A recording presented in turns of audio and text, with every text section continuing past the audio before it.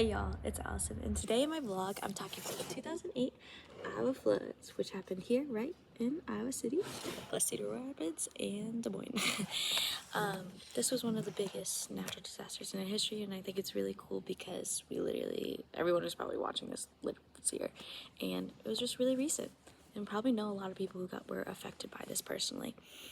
So in this vlog, I'm going to explain what happened and possible solutions that hopefully can prevent this from happening again. So the reason why this happened was there was an extreme wet rainfall in May and June, and then there was already saturated soil.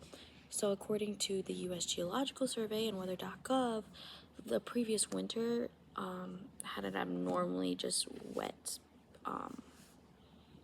snowfall, so that caused this ground soil to just already be saturated, plus our agriculture and our wildlife already saturated, so the water could not be absorbed by our nature, so that caused the water to just rise. And of course this affected residents, farmers, businesses, city officials, emergency responders.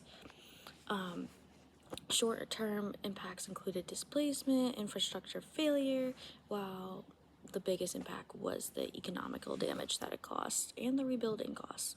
And also just with agriculture too. Our corn got messed up.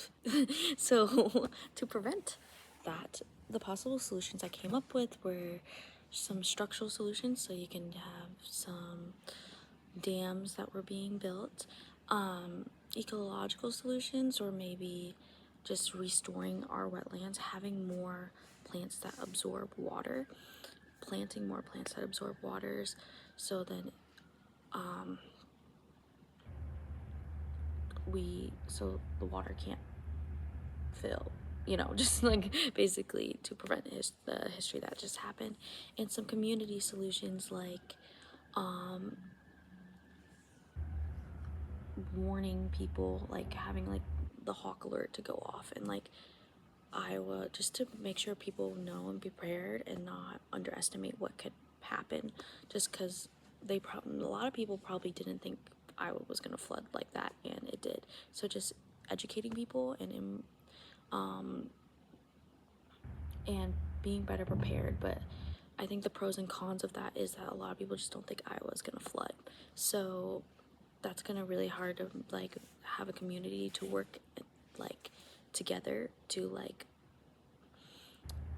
be passionate about working together, because it's not really, I don't think it goes in our brains that like the impact and damage that it's done.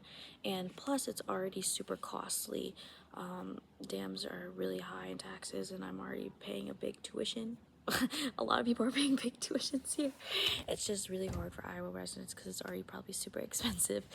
And some other like planting and stuff is just takes a lot of time, planting those plants that are probably needed as well to make them grow. Other solutions, just having the state implement more policies and just some partnerships locally as well. But yeah, that's all I have for my vlogs. Those are my practical solutions, and I hope it doesn't happen again. Sorry.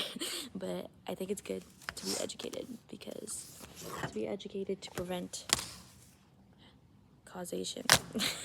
Okay, bye y'all. Thanks for joining me.